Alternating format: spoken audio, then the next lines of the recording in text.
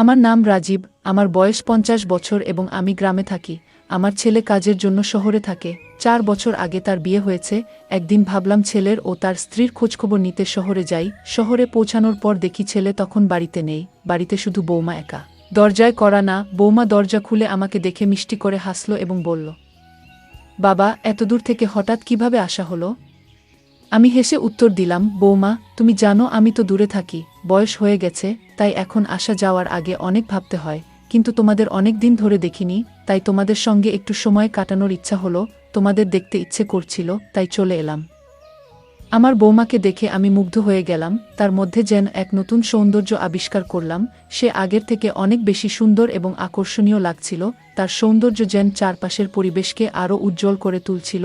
তখন সে একটি হালকা গোলাপি শাড়ি পরেছিল, যা তার মাধুর্যকে বহুগুণ বাড়িয়ে তুলেছিল। বৌমা মিষ্টি হেসে বলল, ঠিকই করেছেন বাবা, যখন এসেই পড়েছেন, তখন কিছুদিন আমাদের সঙ্গেই থাকুন, এইভাবে ২-৩ দিনের মধ্যে ফিরে যাবেন না। আমি তার কথায় সাড়া দিয়ে বললাম, বৌমা, আমি এবার বেশ কিছুদিন ২-৩ মাস এখানে থাকার পরিকল্পনা করেই এসেছি। আমার কথা শুনে বৌমা হাসতে লাগলো এবং বলল, বাবা, আপনাকে তো এখন আগের চেয়েও ভালো লাগছে, অনেক শক্তিশালী মনে হচ্ছে, এই বয়সেও মনে হচ্ছে শরীরের অনেক যত্ন নিচ্ছেন। আমি বললাম, গ্রামে থাকলে এমনই হয়, গ্রামীণ খাবার আর সেখানকার কাজকর্মের প্রভাব বোঝা যায়। আমি হেসে উত্তর দিলাম, ঠিকই বলেছ বৌমা, গ্রামের খাবার আর নিয়মিত পরিশ্রমের ফল এটা। এখন বলতো, আমার ছেলে কোথায়? অনেকদিন হলো ওর সঙ্গে দেখা হয়নি। আমার কথা শুনে বৌমার মুখের হাসি মিলিয়ে গেল। তার মন খারাপ দেখেই আমি প্রশ্ন করলাম, কি হলো বৌমা, কেন মন খারাপ হলো? আমি তৎক্ষণাৎ জিজ্ঞেস করলাম, কি হলো বৌমা, তুমি হঠাৎ এত মন খারাপ করলে কেন? বৌমা কয়েক মুহূর্ত চুপ রইল। তারপর ধীরে ধীরে বলল, বাবা, কি বলবো আপনাকে, কয়েকদিন আগে আমাদের মধ্যে একটা বড় ঝগড়া হলো, তারপর রাগের মাথায় ও বাড়ি ছেড়ে কোথাও চলে গেছে। তার কথা শুনে আমি অবাক হয়ে গেলাম, বললাম, তুমি কি বলছো বৌমা? আমার ছেলে বাড়ি ছেড়ে চলে গেছে? এটা কিভাবে সম্ভব? বৌমা কষ্ট পেয়ে বলল, বাবা, আপনি আপনার ছেলেকে ঠিকমত চেনেন না, ও কখনো আমাকে ভালোবাসেনি। আমাদের বিয়ে হয়েছে ৪ বছর, কিন্তু কখনোই আমি ওর কাছ থেকে ভালোবাসা পাইনি। ও সবসময় কাজ নিয়ে ব্যস্ত থাকে এবং আমার অনুভূতিগুলো বুঝতে চায় না। বৌমা আবেগপ্রবণ হয়ে বলল, বাবা, আপনি বলুন, একজন স্ত্রীর কি নিজের স্বামীর কাছ থেকে ভালোবাসা এবং সুখ পাওয়ার অধিকার নেই? আমারও ইচ্ছা আছে, আমারও অনুভূতি আছে, আমি চাই সে আমার সঙ্গে সময় কাটাক, আমার কথা শুনুক। তার এই কথাগুলো শুনে আমি গভীর চিন্তায় পড়ে গেলাম। বললাম, কিন্তু বৌমা, তুমি আগে এসব কেন বলনি? যদি তোমার কোনো কষ্ট থাকত, তাহলে আমায় জানাতে এত দেরি করলে কেন? বৌমা চোখের জল সামলে বলল, বাবা, আমি চাইনি আমার কারণে কারো মন খারাপ হোক, ভেবেছিলাম সময়ের সঙ্গে সব ঠিক হয়ে যাবে, কিন্তু দিন দিন পরিস্থিতি আরও খারাপ হয়ে গেছে। আমি তার পাশে বসে তাকে সান্ত্বনা দিয়ে বললাম, বৌমা, আর চিন্তা করো না, আমি এখনই আমার ছেলের খোঁজ লাগাই, সব কিছু ঠিক করে দেব। আমি বললাম, বৌমা, চিন্তা করো না, আমি ওকে খুঁজে বের করব এবং এখানে ফিরিয়ে আনব। তখনই বৌমা বলল, বাবা, ওর অফিসের এক বন্ধুর ফোন এসেছিল, তিনি বললেন, আপনার ছেলে তার সঙ্গে আছে, সম্ভবত ও রাগ করে দূরে থাকতে চেয়েছে। কিছুদিন আমি শান্তভাবে বললাম, বৌমা, তোমার চিন্তা করার দরকার নেই, আমি ওর সঙ্গে কথা বলবো এবং সবকিছু ঠিক করে দেব। এরপর বৌমা বিশ্বাসটা বদলে হাসি মুখে বলল, বাবা, এসব কথা ছাড়ুন, বলুন তো এখানে এসে আপনার কেমন লাগছে? আমি মৃদু হেসে বললাম, এখানে এসে ভালোই লাগছে, কিন্তু তোমার কথাগুলো শুনে মনটা একটু ভারী হয়ে গেছে, তবে তোমাকে দেখে ভালো লাগছে, তোমাকে দারুণ লাগছে। মনে হচ্ছে বিয়ের পর আরও বেশি সুন্দর হয়ে গেছো। আমার কথা শুনে বৌমা একটু লজ্জা পেল এবং বলল, তাহলে কি আগে আমাকে ভালো লাগতো না? আমি হেসে উত্তর দিলাম, আগেও ভালো লাগতো, কিন্তু এখন যেন আরও বেশি ভালো লাগছে, হয়তো বয়সের কারণে এখন সব কিছু আরও গভীরভাবে অনুভব করতে পারছি। আমার বৌমা ছিল খুবই খোলা মনের এবং সহজ স্বভাবের। আমি যাই বলি সে সব কিছু সহজভাবে নিত, কখনো আমার কথায় মন খারাপ করত না বা কোনো অস্বস্তি অনুভব করত না। সে খুব সহজভাবে হাসত এবং খোলামেলা কথা বলত। কিছুক্ষণ পর বৌমা হেসে বলল, বাবা, একটা কথা জিজ্ঞাসা করব? আমি মুচকি হেসে বললাম, বলো বৌমা, কি জানতে চাও? আমি বললাম, বৌমা, যেটা জানতে চাও নির্দ্বিধায় জিজ্ঞেস করো। বৌমা একটু ইতস্তত করে প্রশ্ন করল, মা চলে যাওয়ার পর কি আপনি কখনো নিজের জীবনে আনন্দ খুঁজে পাওয়ার চেষ্টা করেছেন? তার এই প্রশ্ন শুনে আমি কিছুক্ষণ চুপ থেকে হেসে বললাম, বৌমা, তুমি তো জানো আমার আগ্রহ কোনো নতুন বয়সী মেয়েদের দিকে নয়, বরং তোমার মতো বয়সের মানুষের সঙ্গ আমার ভালো লাগে। আমার এই কথায় সে একটু অবাক হলো এবং হালকা মজার সুরে বলল, হ্যাঁ, এটা জানি, তাই তো আপনি সবসময় আমার আশেপাশে থাকেন, আমার পিছনে ঘুরঘুর করেন। আমি মৃদু হেসে বললাম, বৌমা, এতদিন দূরে থাকলেও তোমার চিন্তা, তোমার সুখ এবং তোমার কথাগুলো সবসময় আমার মনে ছিল। আমার এই কথা শুনে বৌমা প্রথমবার একটু লজ্জা পেল এবং মৃদু হেসে সেখানে থেকে চলে গেল। একদিন আমি বৌমার ঘরে গেলাম, ভেতরে গিয়ে দেখলাম সে ল্যাপে কিছু দেখছে। সে স্ক্রিনে এতটাই মনোযোগী ছিল যে আমার আশা টেরই পায়নি। আমি স্বাভাবিকভাবে জিজ্ঞেস করলাম, বৌমা, কি দেখছ? আমার কথা শুনে সে হঠাৎ চমকে উঠল। ততক্ষণাৎ ল্যাপটপের স্ক্রিন বন্ধ করে আমার দিকে তাকালো। তার চোখে একটা অদ্ভুত ভাব ছিল। বৌমার চোখে একটু দ্বিধা দেখা গেল, কিন্তু সে কিছু বলল না। আমি আবার জিজ্ঞাসা করলাম, কি হলো বৌমা, এত মন দিয়ে কি দেখছিলে? সে আমার প্রশ্ন এড়িয়ে যাওয়ার চেষ্টা করল এবং ইচ্ছা করেই পাল্টাতে বলল, বাবা, আপনি এখানে কেন এসেছেন? কিছু প্রয়োজন ছিল। আমি মৃদু হেসে বললাম, বৌমা, সত্যি বলতে কি, আমার একটু ক্ষুধা লেগেছে, কিছু খাবারের ব্যবস্থা করতে পারবে?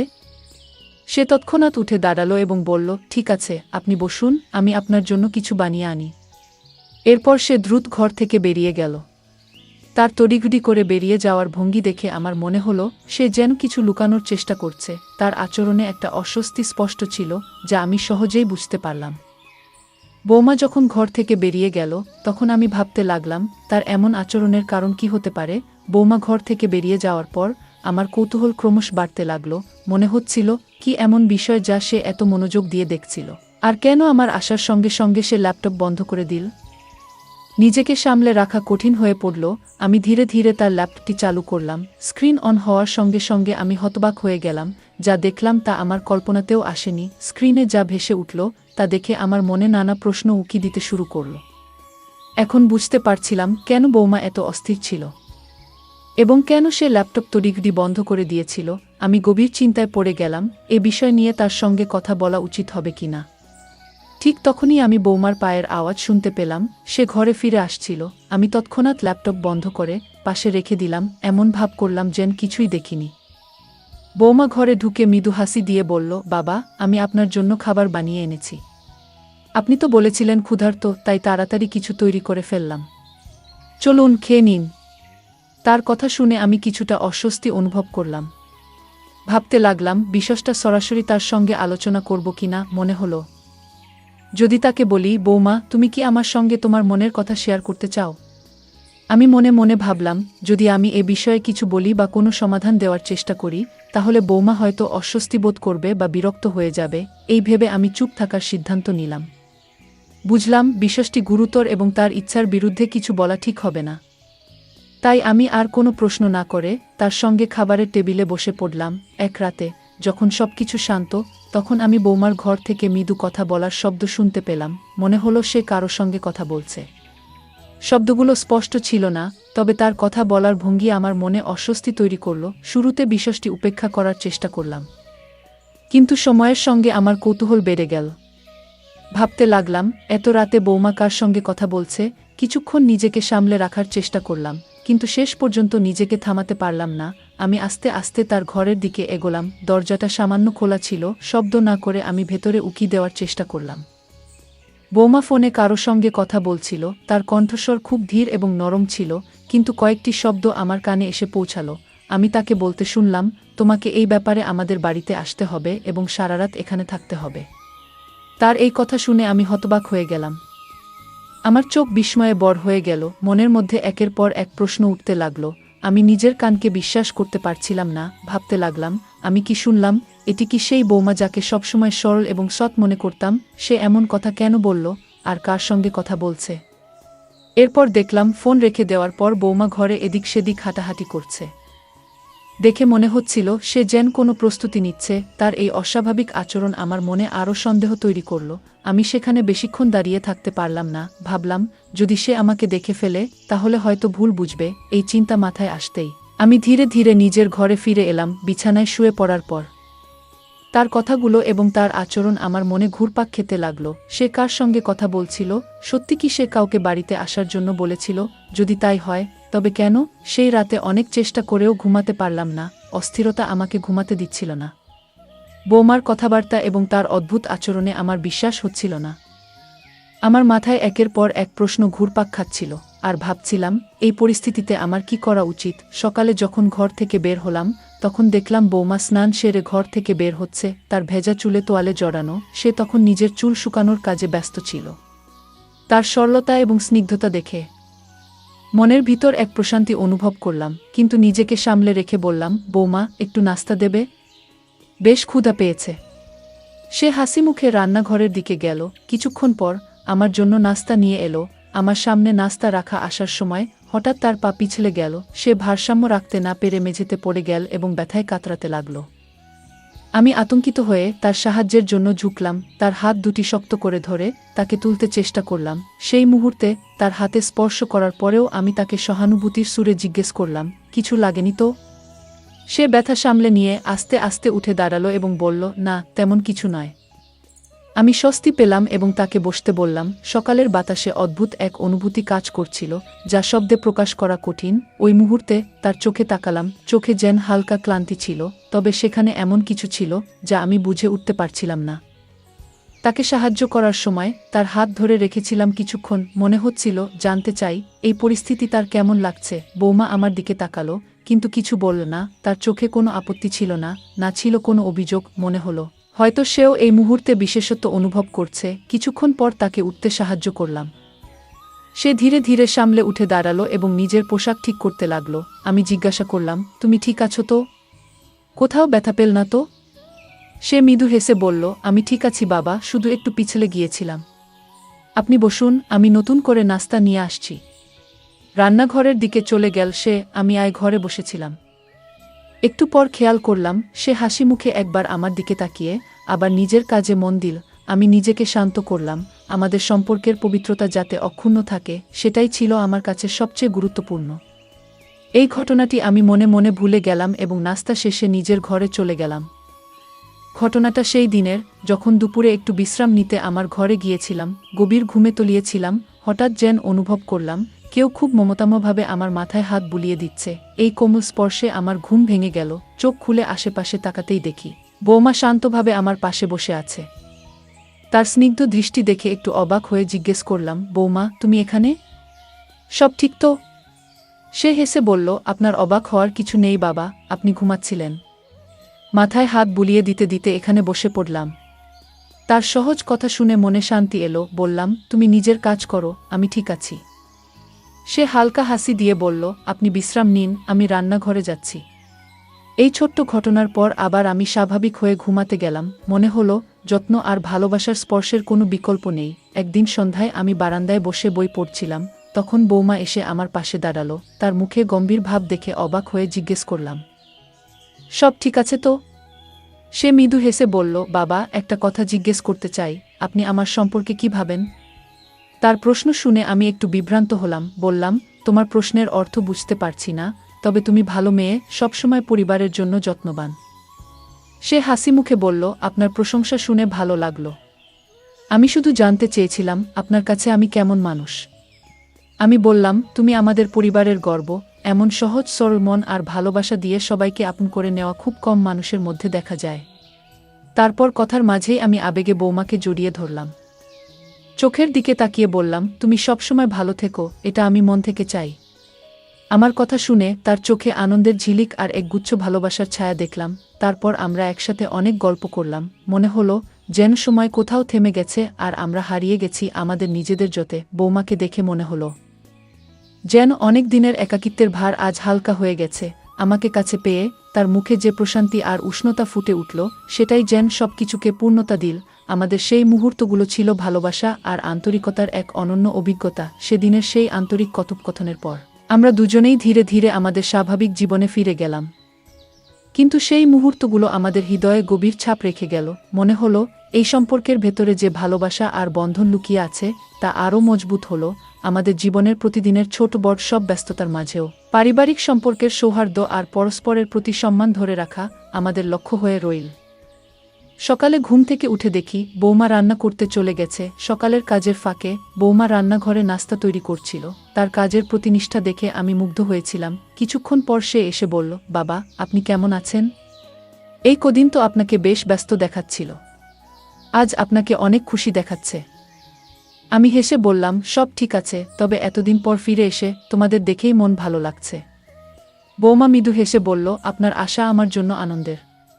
তবে জানেন বাবা, যখন আপনার ছেলে বাইরে ছিল তখন কিছু চ্যালেঞ্জের মুখোমুখি হতে হয়েছিল, কিন্তু ধৈর্য ধরে সামলে নিয়েছি সব। সকালের এক সময় বৌমা রান্নাঘরে নাস্তা তৈরি করছিল। তার মুখে এক ধরনের ক্লান্তি ফুটে উঠেছিল, যা সহজেই চোখ এড়ায়নি। আমি কাছে গিয়ে নরম গলায় জিজ্ঞাসা করলাম, সব ঠিক আছে তো? সে এক হালকা হাসি দিয়ে বলল, বাবা, ঠিক আছি। মাঝে মাঝে কিছু দায়িত্ব একা সামলাতে গিয়ে একটু ক্লান্তি আসে, তবে আমি সামলে নেই। আমি তার দিকে স্নেহভরা দৃষ্টিতে তাকিয়ে অভয় দিয়ে বললাম, তুমি খুব সাহসী মেয়ে, সব পরিস্থিতিতে পরিবারের পাশে দাঁড়িয়েছ, তোমার এই গুণটা সত্যিই প্রশংসনীয়। সে কৃতজ্ঞতার সঙ্গে বলল, আপনার উৎসাহ সবসময় আমাকে এগিয়ে যেতে সাহায্য করেছে। পরিবারে আপনার উপস্থিতি সবসময় শক্তির মতো কাজ করে। আমাদের কথোপকথনের মুহূর্তটি যেন আরেকটি নতুন অধ্যায় লিখে গেল। পারিবারিক ভালোবাসা আর সম্মানের এই গল্প আমাদের সম্পর্ককে আরও মজবুত করল। সেই ঘটনার পর আমি 6 মাস তার বাড়িতে ছিলাম, আর এই 6 মাস আমি তাকে অনেক ভালো রাখার চেষ্টা করেছিলাম। আর সেও অনেক খুশি ছিল। শেষে আমি তার দিকে স্নেহমাখা দৃষ্টিতে তাকিয়ে বললাম, তুমি সবসময় পরিবারের জন্য এত পরিশ্রম করো। জানো, তোমার মানসিক শক্তি আমাদের সবার জন্য সত্যিই অনুপ্রেরণাদায়ক। যদি কখনো কিছু প্রয়োজন হয়, আমাকে জানাতে দ্বিধা করবে না। আমি সবসময় তোমার পাশে আছি। সে গভীর কৃতজ্ঞতায় চোখ নামিয়ে মৃদু হাসি দিয়ে বলল, আপনার এই আশ্বাস আমার কাছে অনেক বড় শক্তি। আপনার মতো একজন মানুষ পরিবারে থাকা মানেই ভরসার এক বড় আশ্রয়। তার এই কথা আমার হৃদয়কে উষ্ণতায় ভরিয়ে দিল। এরপর আমরা দুজনেই হাসি মুখে নিজেদের কাজে ফিরে গেলাম, কিন্তু মনে মনে আমি অনুভব করলাম, এই ছোট্ট কথোপকথন শুধু দুজনের নয়, আমাদের পুরো পরিবারের সম্পর্কের বন্ধনকে আরও দৃঢ় করল। তারপর বৌমা আবার নিজের কাজে মন দিল, আর আমি বসে বসে ভাবছিলাম, পরিবারের মধ্যে পরস্পরের প্রতি সমর্থন আর ভালোবাসা থাকলে যে কোনো চ্যালেঞ্জই সহজ হয়ে যায়। এই ছোট ছোট মুহূর্তগুলোই আমাদের জীবনের সুখের সবচেয়ে বড় অংশ। পারিবারিক সম্পর্কের এই মাধুর্যই আমাদের সবার জীবনে এক অমূল্য সম্পদ। বন্ধুরা, জীবনের পথচলায় সম্পর্কগুলোকে যত্নে লালন করা এক অনন্য দায়িত্ব এবং আনন্দ। পরিবারের সদস্যদের মানসিক ও আবেগগত চাহিদা বোঝা কেবল একটি দায়িত্ব নয়, বরং ভালোবাসা প্রকাশের একটি গভীর রূপ। যখন আমরা কারো অনুভূতির প্রতি শ্রদ্ধাশীল হই এবং তাকে ভালোবাসা ও সম্মান দিই, তখন সম্পর্কগুলো আরও দৃঢ় হয়ে ওঠে। জীবনের ছোট ছোট মুহূর্তগুলোতে যদি আমরা একে অপরের পাশে দাঁড়াতে পারি, তবে তা শুধু সম্পর্ককে মজবুত করে না, বরং আমাদের নিজেকেও আরও সম্পূর্ণ করে তোলে। ভালোবাসা, সম্মান এবং একে অপরের প্রতি যত্নের এই মেলবন্ধনেই লুকিয়ে আছে সুখী ও সফল জীবনের চাবিকাঠি। তাই আসুন, আমরা আমাদের প্রিয়জনদের অনুভূতির প্রতি সচেতন হই এবং সম্পর্কগুলোকে ভালোবাসা আর যত্নে বাঁচিয়ে রাখি। বন্ধুরা, যদি এই গল্পটি ভালো লেগে থাকে তাহলে দয়া করে ভিডিওটি লাইক করুন এবং আমাদের চ্যানেলটি সাবস্ক্রাইব করুন। পাশে থাকা বেল আইকনটি প্রেস করুন, যাতে করে আমরা যখনই নতুন ভিডিও আপলোড করি তার নোটিফিকেশন সবার আগে আপনার কাছে পৌঁছে যায়। ধন্যবাদ। দেখা হবে আমাদের পরবর্তী ভিডিওতে।